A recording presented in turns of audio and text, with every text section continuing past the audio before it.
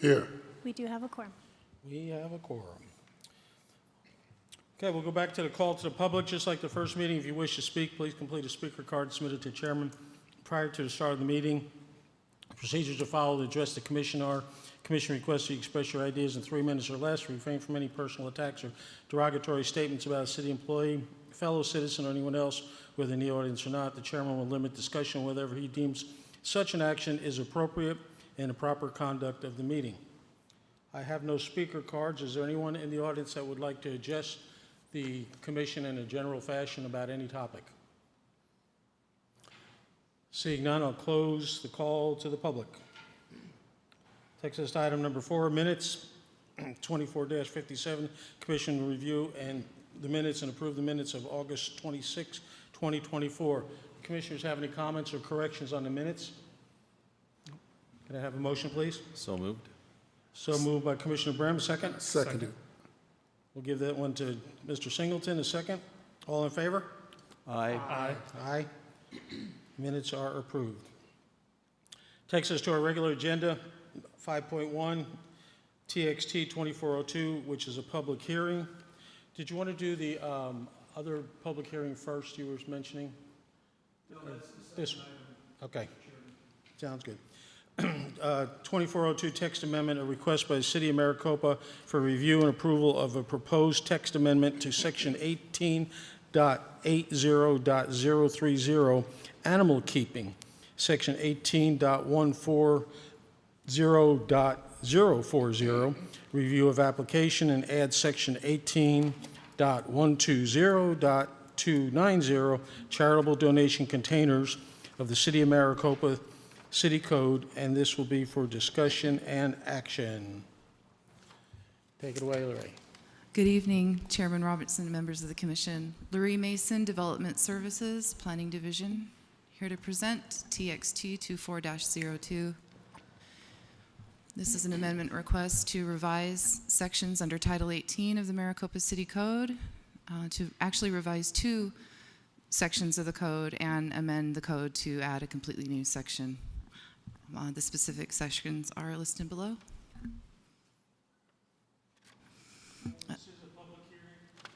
This is a public hearing, so I'll open it up to the public. I don't have any speaker cards on it, but if someone would like to address the commission on this topic. Seeing none, we'll close the public hearing. And this is for discussion and action. Does the commission have any questions or comments on this topic? Seeing none, can I have a motion, please? Mr. Chairman, if she could finish the presentation. I'm sorry? Mr. Chair, I can go through each of these sections. Calm down, Bill. I like it. I'm thinking about my bathroom tore apart right now. My bathroom is in pieces right now. I'm sorry, go ahead, Lorraine. Oh, sure.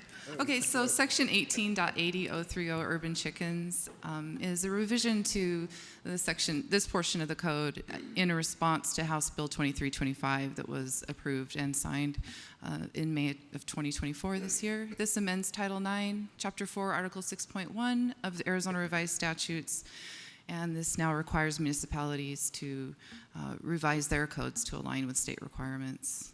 This particular bill speaks to backyard fowl keeping in residential districts only. This does not speak to rural zoning districts that these properties routinely enjoy. So allow me to introduce some standards that are part of that language. So the Maricopa City Code will move from 5 hens to 6. Here, and there are some size requirements, height requirements, and setback requirements. So any new chicken enclosure will have a maximum square footage of 200 square feet and a maximum height of 8 feet. Minimum setbacks are 20 feet to any neighboring property. You can imagine that this may be subject to change due to the size of a backyard. Additional standards include where feed is placed, how it's stored, as well as how waste is disposed of. So waste will have a minimum disposal or some composted action minimum of twice weekly. Section 18.120.290 is the portion of this text amendment seeking to add a completely new section for charitable donation containers. This will be added under standards for specific uses in the Maricopa City Code. As Maricopa grows and there are some large box retail stores, we do anticipate these donation containers to follow, and there are no current provisions in the code for them, so we'd like to add some standards. These donation containers will be processed as a zoning permit and issued to the property owner. Because these will be coming in as secondary uses or accessory uses, we need to review these to make sure that the existing primary uses aren't impacted in terms of traffic and parking and location. Other standards include that no more than 2 bins will be allowed to be clustered together, and if any of these bins are able to be seen from the roadway, there are some design standards included. Landscaping and screening would be required. Additional standards on this next slide. We are asking that the contact information be affixed to each container. Should there become a nuisance with debris pile up or anything strewn across the property, the city will contact the property owner to have those corrections done within 24 hours or risk revocation of the zoning permit. Section 18.140.040, review of applications. This is a response to Senate Bill 1162. This was signed into law April 23rd of this year. This again amends Title IX, Chapter 4, Article 6.1 of Arizona Revised Statutes. This is specifically talking about review of applications on the intake side that the city does. I just want to kind of take you with me here to describe that this is a bit of an addendum to Senate Bill 1598 of 2012, where before we were always required to contact applicants with any deficiencies. Now we're starting to see there is now a timeline added. So in addition to contacting applicants with deficiencies, asking them to resubmit, we now have 15 days to do so. I included the portion of this language of the bill, of the statute now, 180 days. This has really nothing to do with administrative completeness. It's just expected as part of the evolution of a permit. Once approved from the administrative completeness side, it would enter its substantive review. 180 days from the city of Maricopa's perspective is plenty of time to review. Staff doesn't routinely require 180 days. Can proudly report that we're well under that timeline. There is some language to allow extensions of these requests of the 180 day, should we need it. Just wanted to also note that these new standards will not apply to historical lands or PADs that are on the National Register of Historic Lands. And then just to kind of follow up with this administrative completeness Senate bill, the consequence here is if the city does fail to notify within 15 days, then the permit would be administratively approved and moved to substantive review, then following the 180 days, if that is clear.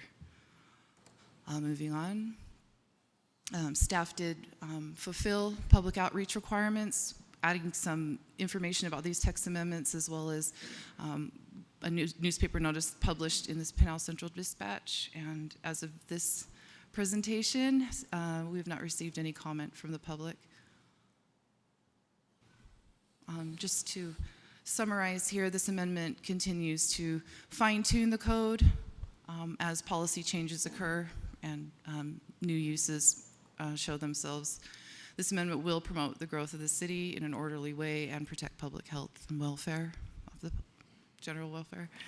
And of course, this amendment is consistent with the goals and objectives of the general plan.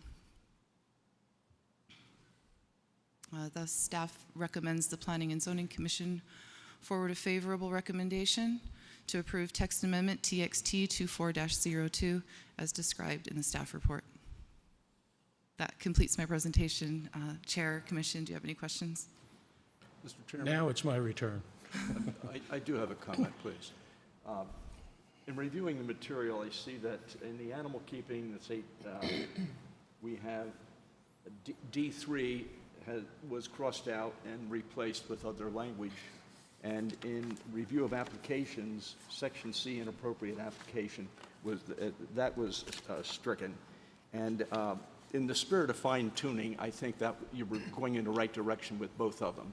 I think it adds clarity and better understanding of what we're really trying to do and say.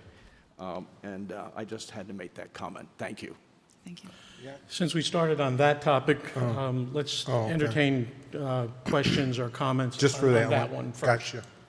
Anything else on that particular one? Commissioner Juarez. Okay, on the chicken text amendment, how are we going to enforce that? Whose responsibility is it going to be? I didn't notice in the language that there was any requirement to maintain the chicken coops or the pens or whatever they were in good working order. Who's going to police that, and how are we going to make sure all this is done properly? Chairman Robertson, Commissioner Juarez, excellent question. Because it is a zoning permit, we have applied standards. There are standards issued in the code that this will need to follow. Each new enclosure, new building does go through a zoning permit. Often these come with stipulations, if you will, and because this is a complaint-based system, it may be that it may turn into a nuisance before this thing is any problem is noticed by the city. Where I was going with maintaining the chicken coop, if the owner doesn't maintain these things, then the chickens tend to turn into free-range chickens, and who knows, wander wherever they want. The other thing is, chicken coop is not maintained properly, falls over, makes a mess, and then it goes on and on from there. So I'm assuming this will be probably approach the HOAs to police this. But what happens if they say that's not our area of responsibility, it's the city's responsibility, then is this really serve a purpose? Chairman Robertson, Commissioner Juarez, I think that's an excellent question. I'm unable to answer Okay. any specifics on that at this time. Okay, thank you. Larry, I think I can add a little bit to that. You were right there with it. It's a complaint-based issue here. If it becomes an issue, code compliance would get involved in it. There are specific requirements as to how the coop must be maintained along with size ratios as well. It would then simply, Commissioner, become a code enforcement issue, and our code compliance department would go out there and enforce that. And that's secondary to the HOA. It's neighbor calls and makes a complaint, out goes code, and all the standards that you saw prior to there would be enforced. Okay, I have a follow-up question to your comment there. In the HOA, we have a set of guidelines that kind of dictates the type of structures you put in your backyard, sizes, requiring of permits. Now, if a homeowner decides they want to put a chicken coop in their backyard, now they have two alternatives. They just go ahead and put it up, they'll report it to the HOA or the city, or they go through the HOA process, and then the HOA is probably going to say, well, it's not in our area of expertise. Then they push it on to the city code enforcement. Now, does the city code enforcement provide any type of release saying that the plans of the homeowner meet our guidelines as far as the city is concerned, this can go in the backyard? Yeah, Chairman, Commissioners, if I understand the question correctly, in the event that would come about, yes, code would go out there. Now, if HOAs have something in their bylaws that don't allow that, that would supersede what the city could approve. So it's theoretically possible that you could run into a scenario where city approves it, but the HOA doesn't. Then that becomes an HOA issue, and they would have to sort it out. It's a civil matter between the homeowner and the HOA. If it's a complaint driven where a neighbor calls, then the code compliance department would respond to that. And then again, Commissioner, what they would do is they would look to ensure that the requirements that were approved in the zoning permit are being met with the actual operation of the coop itself, or the backyard fowl, for lack of a better term. In the event that they were determined that that was not being met, then they would be cited at that point and given a specific period of time to come into compliance with it. Otherwise, they would be further cited. Yeah, to expand a little bit further on that, right now the HOAs are kind of wanting to stand back from any setback requirements set by the city because we don't want to get involved, well, I should say the HOAs don't want to get involved with setting requirements that are already enforced by the city. So is there, at some point, there's some type of communication that's going to go from the city to the HOAs explaining how this process is going to work? Chairman Robertson, Commissioner, we do not currently have a process in place with that type of communication with the HOAs. It would be from a city standpoint, we would be enforcing the requirements that are codified in the ordinance through the House bill that came through, and they either meet that requirement or they don't. At that point, the city, if they meet those requirements, city's done with it at that point, and it would then, again, come down to where the HOA falls on that. I'm not an expert on that, Commissioner, but I would be real surprised if some of these HOAs didn't have some kind of, again, for lack of a better term, backyard fowl requirements in their CC&Rs. They're all different, so it's who has what. But our code enforcement, to just solidify, would enforce those requirements from a city standpoint. Okay, thank you. Are there comments, questions, or concerns on urban chickens? Okay, we do have 3 items that we have to vote on separately. That's correct. We'll have to vote on this one now, or do it all at the end. No, sir, you can do this all in one. At one, okay. In one motion and pass it on to Okay. council. Very good. Let's move on then to review application, text amendment changes. Does the commission have any concerns or questions? Wait, I'm confused. Are you on the one on donations now? Review applications. Well, what about, did we do donations yet? Not yet. There's Oh, 3. I have a question. I was just following the Go ahead, comments. Morris. First of all, excellent report. A lot of information in there. I forgot what I wanted to ask for a minute. When I think about the charitable donation containers, in my mind's eye, I don't see a lot of them, and I don't see it being an issue. I guess my first question is, have you had any applications for them to be brought into the city?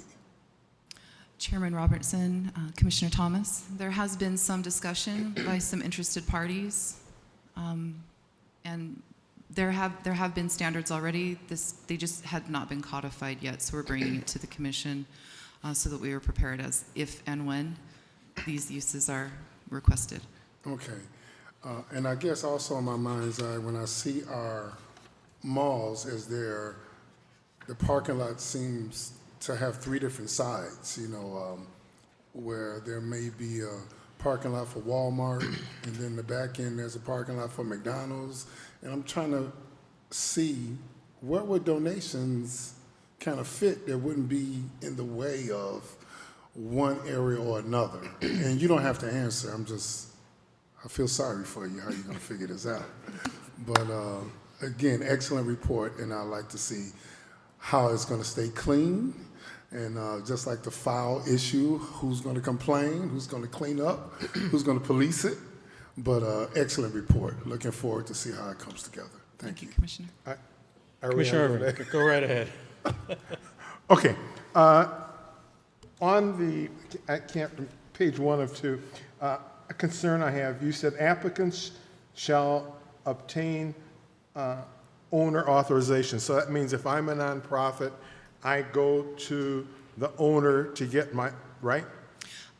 Chairman Robertson, Commissioner Irving, that's 100% correct. Okay. The owner would need, Now, as the permit's issued to the owner. the On owner would- 11, it says the container shall also list the name of the nonprofit's entity, right? How will the owner know if it's a true registered nonprofit? Chairman Robertson, Commissioner Irving, I think that's just part of the review process of the zoning permit. We do take these things on good faith, sort of as applicants attest that the submittal items are true. Should it not be, then the zoning permit would be revoked. I mean, to me, it's very simple. I guess I'm just suggesting you put it in, that basically you have to register to be a nonprofit. And I just would be really concerned if they said, if I come up and I said, there's a Jim and Bill nonprofit, and they don't check to see if we're registered. So I guess it's just a suggestion that you might want to put in here that it has to be a registered nonprofit, because there are a lot of people who call themselves nonprofits. Got it. Larry, if I may, I get it. I understand now where you're going with this. Yeah. I'm not sure how we would do that. So, Well, there's a public list. I mean, where you simply go register with the Corporation Commission, and anybody can pull it up. Right. And you simply have a number. So basically, to me, they could run off a list to give to the owners, because again, boy, you're opening a Pandora's box if you just say, I could come up and say I'm a nonprofit at Ross or whatever, and I want an applicant. So, you know, we've gone through this on our community foundation where people put in grants and they're not registered nonprofits.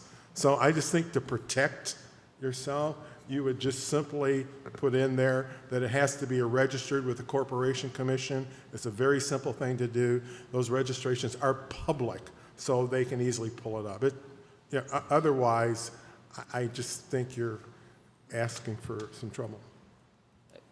Chair Robertson, Commissioner Irving, that's a good point. That's a very good point, and it has to be a nonprofit entity. So the entity tells me that it has to be a legally formed. It can't just be Rick and I are just going to start this company.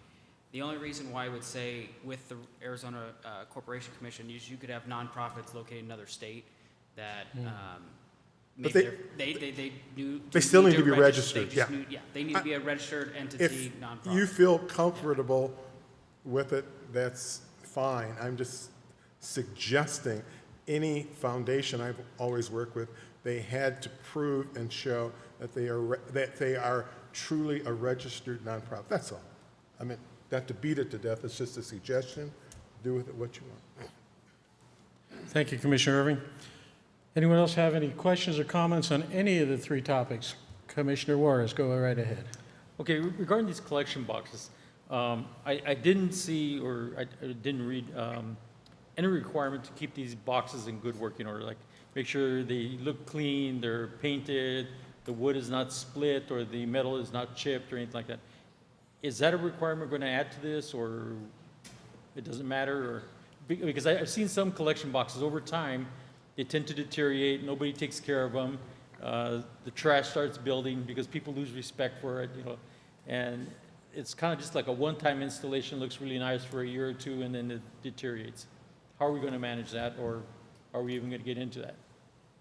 Chairman Robertson, Commissioner Juarez, I think that's an excellent question. I think it's might be relative. What is that line before it appears to be a nuisance or a problem? I think we'll have to discuss that as a department. Mr. Chair, Line 7 does cover that to some extent. The container shall be constructed of durable material and Yeah. maintained in a safe, Non-blighted non-blighted condition. So I think I think it's Thank you. addressed. Yeah, that one is a good catch. Thank you, Commissioner Juarez. Anyone else? Last call to the public, since we kind of botched the public hearing in the beginning. Would anybody like to speak on any of these three items?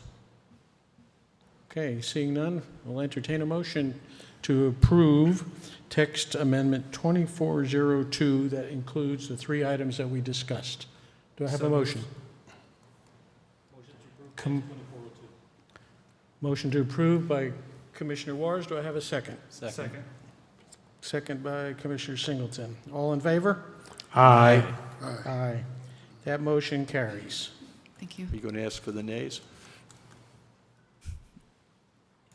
Not when it's unanimous.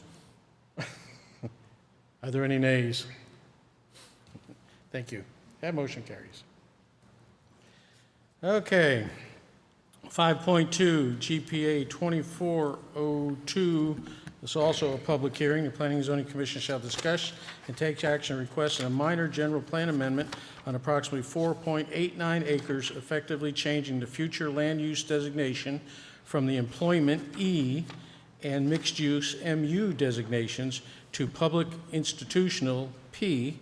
The site generally located at the southwest corner of West Boland Road and North Greyhorn Drive. This is for discussion and action.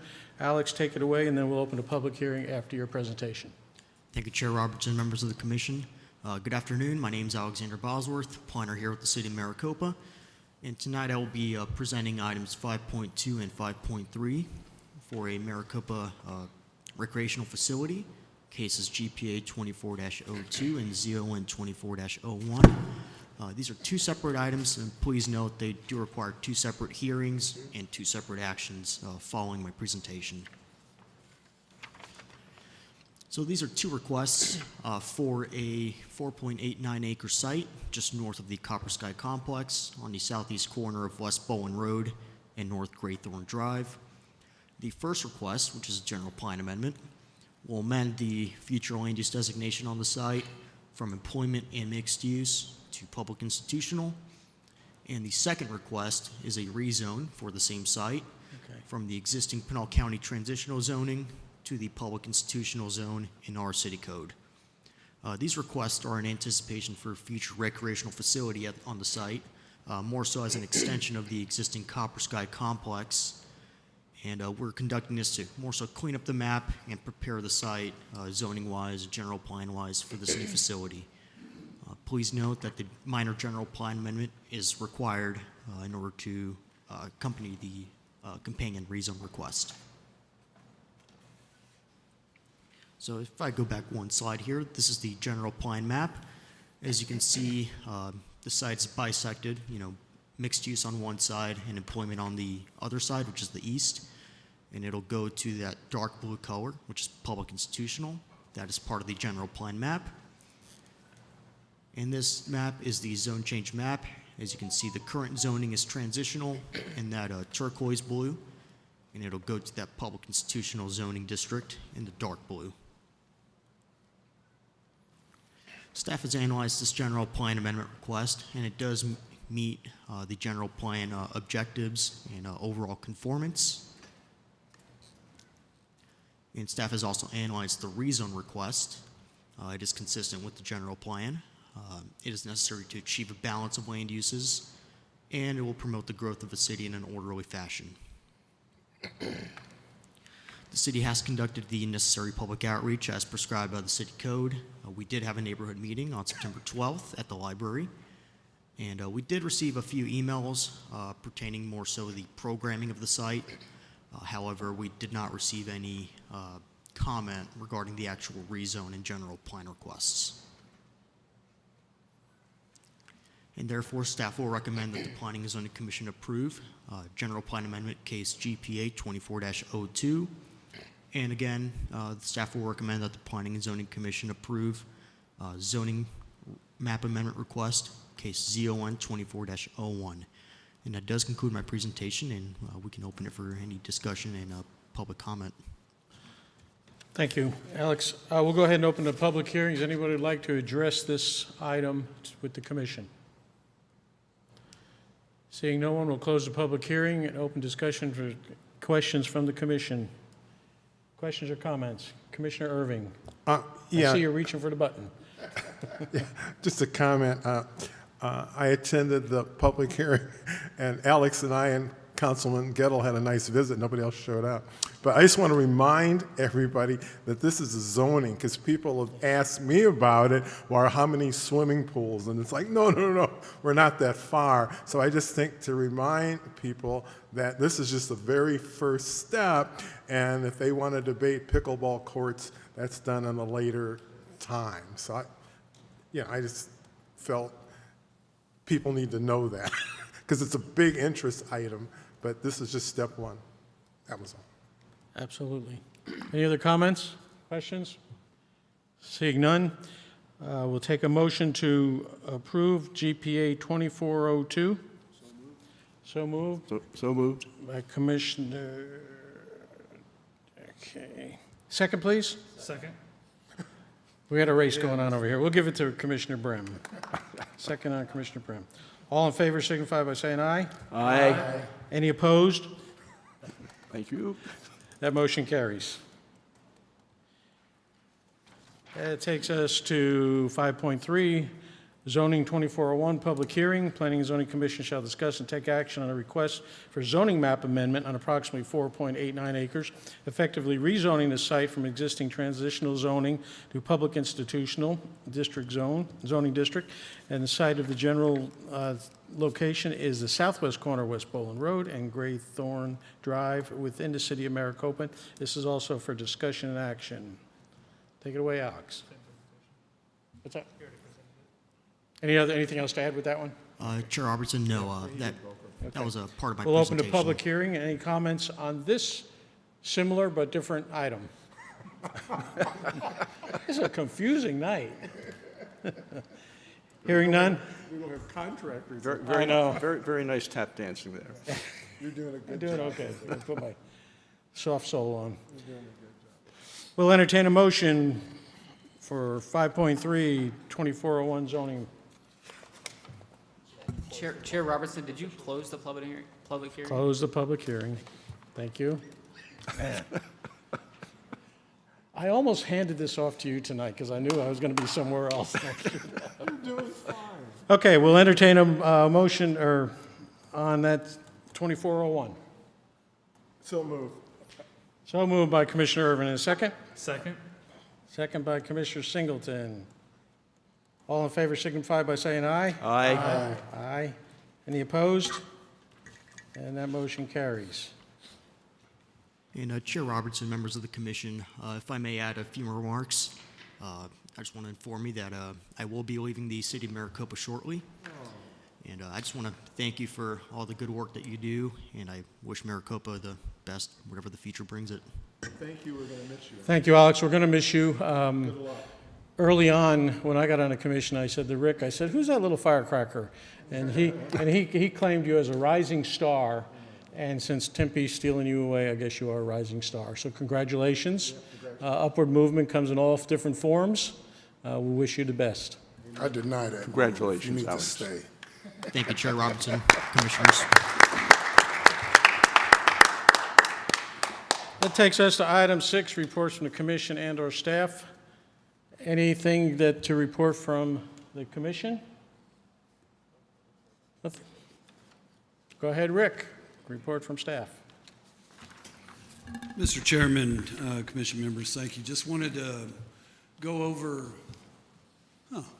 And the slideshow.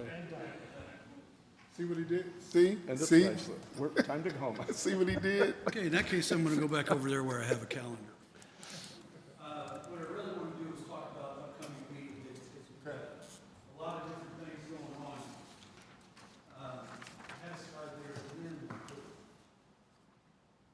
Had a slide there at the end with all the meeting dates. So if you give me just a second here. You can blame Alex, I think, for that. It's not fun when things don't go right, is it? Well, I'm telling you. So this will be our final meeting in the month of October. We don't have anything scheduled for the 28th. Nothing's tracking for it, so we're going to go ahead and cancel that meeting. Our next scheduled meeting is actually scheduled for November 11th, which happens to be Veterans Day. City offices will be closed that day, so as much as I don't like to, we will be having a meeting on the 25th of November. We've got 4 items that are scheduled for that meeting right now. With us losing the Veterans Day, we're going to have that meeting on the 25th. It's close to Thanksgiving. I apologize for that, but I appreciate y'all responding in kind to the email I sent out, just trying to figure out, who was going to be here and who wasn't. So we typically don't like to do that, but unfortunately, we're in a position this year where we're going to have to. So speaking also of, let's talk a little bit about December. I know y'all have heard about the industrial triangle. There's been a lot of conversation about it. We've got a major general plan amendment that's going through right now. The 60-day review period went out on that last month, and so the clock is ticking on that. We're going to be having a neighborhood meeting for that, I believe on the 19th of November, 17th, not sure exactly the date, but that's going out. But what that does is it puts us on a pattern where we're going to have 2 meetings in the month of December. The first meeting in December will be December 9th. With any major general plan amendment, we're required to have 1 meeting off-site. So anticipate having that December 9th meeting at the library. And that will fulfill our off-site requirement. And then we will be coming back on the 23rd of December for bringing that back to the commission for an actual action item at that point. And again, that fits with the timing. I didn't want to do 2, there were just no way around not having 2 meetings in the month of December.